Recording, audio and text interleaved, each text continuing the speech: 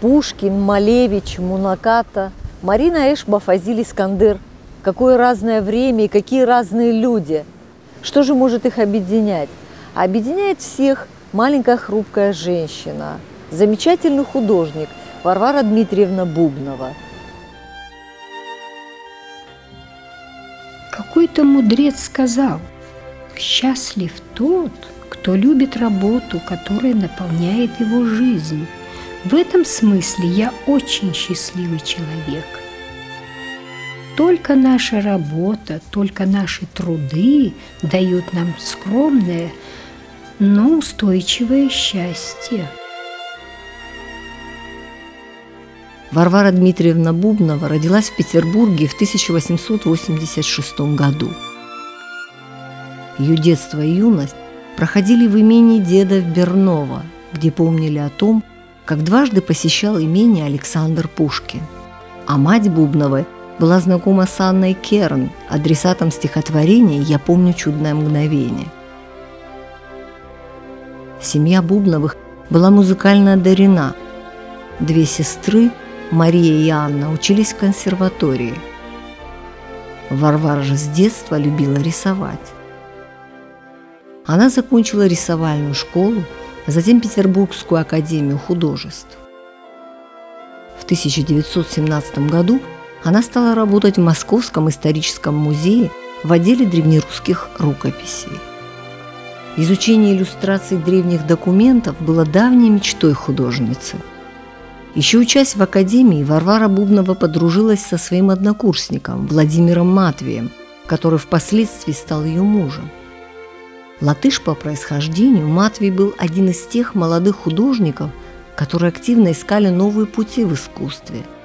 Его влияние Бубнова ощущала на протяжении всей своей долгой творческой жизни. Вместе они путешествовали по Италии, Европе, Африке, где в музеях изучали изобразительное искусство разных народов.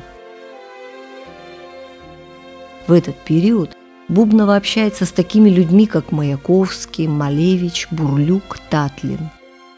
То, что касается Бубновой как художника, ее стиля, то, конечно, это явление такое уникальное в русском, в мировом искусстве.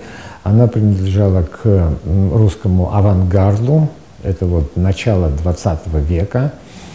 И потом, значит, вот у нее пошел такой стиль как бы экспрессионизма, то есть она как бы не порывалась вот этими традициями, корнями авангарда. В 1918 году младшая сестра Бубновой, Анна, вышла замуж за японца и уехала в Токио. Через 4 года Варвара Бубнова с матерью поехала в Японию навестить сестру и родившегося племянника. Она собиралась остаться в Японии всего на несколько лет, чтобы изучить японское искусство. Однако жизнь рассудила иначе. Бубнова прожила в Японии до 40 лет, оставив заметный след в культуре страны восходящего солнца. Анна Бубнова-Оно заложила основы русской скрипичной школы в Японии. Ее ученики снискали мировую славу.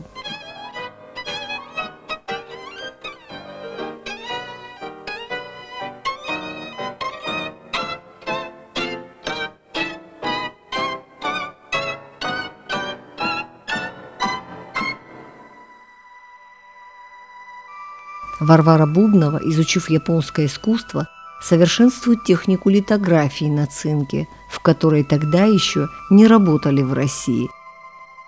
Сама она так пишет об этом периоде. Меня особенно привлекло искусство XIV-XVI веков. Это живопись черной тушью, так называемая суйбокуга. Японские пейзажи кажутся космическими. Вы видите маленький кусочек жизни и в то же время чувствуете, что это часть необъятного большого мира. Черное на белом – это как фуги Баха и никаких украшений.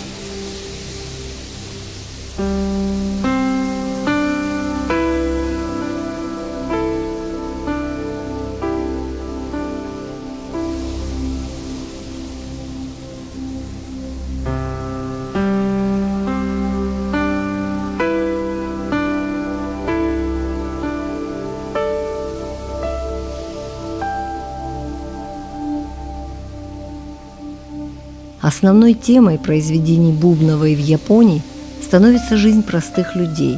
Ее главные сюжеты – это земля и человек, человек и океан. Она искала в японских характерах общечеловеческое, то, что наблюдала вокруг, живя много лет в окружении японцев. Графическая работа с использованием туши, пера и кисточки. Эта работа называется «Дорога через деревню».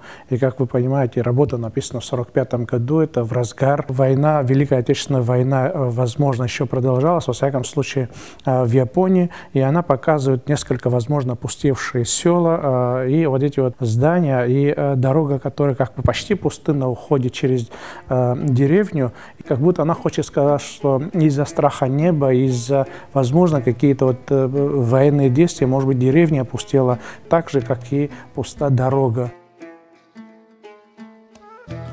В Японии состоялось 6 персональных выставок Варвары Бубновой.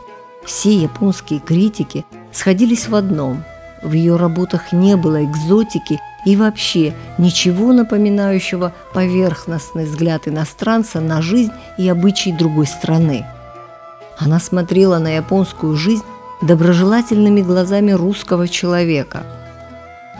Бубнова полюбила Японию и ее народ, изучила японское искусство и его приемы, и при этом осталась русской художницей, писала о ней Ирина Кожевникова, исследовательница творчества Бубновой. Известный художник Японии Мунакато Сико в книге отзывов на выставке Бубновой писал восторженно: «Если бы меня спросили, кого я больше всего почитаю в Поднебесной, я бы ответил – Бубнову. Какая чистота и тонкость художественной манеры, какая высокая человечность. Я преклоняюсь перед правдой ее творчества». Японцы были верными ее друзьями, потому что она была верна и русскому искусству, и японскому искусству. И Япония и Россия для нее в равной степени были родиной. Вот Бубнова была для них таким пророком русской культуры. В 1923 году в Токио произошло страшное землетрясение, в результате которого погибло 150 тысяч человек. Семья Оно не пострадала, однако дом был разрушен. В огне пожарища сгорели все картины Варвары Бубновой, и надо было все начинать сначала. Однако ей не удавалось зарабатывать на жизнь одной лишь творческой деятельностью, и поэтому она вынуждена была пойти преподавать русский язык и литературу в университете Васеда и Токийском институте иностранных языков, и достигла в этом деле высокого совершенства, воспитала несколько поколений японских русистов. В 20-х годах Бубнова занялась иллюстрированием переведенных на японский язык произведений русских писателей. Японские журналы публиковали ее иллюстрации к произведениям Пушкина, Достоевского, Гоголя, Чехова.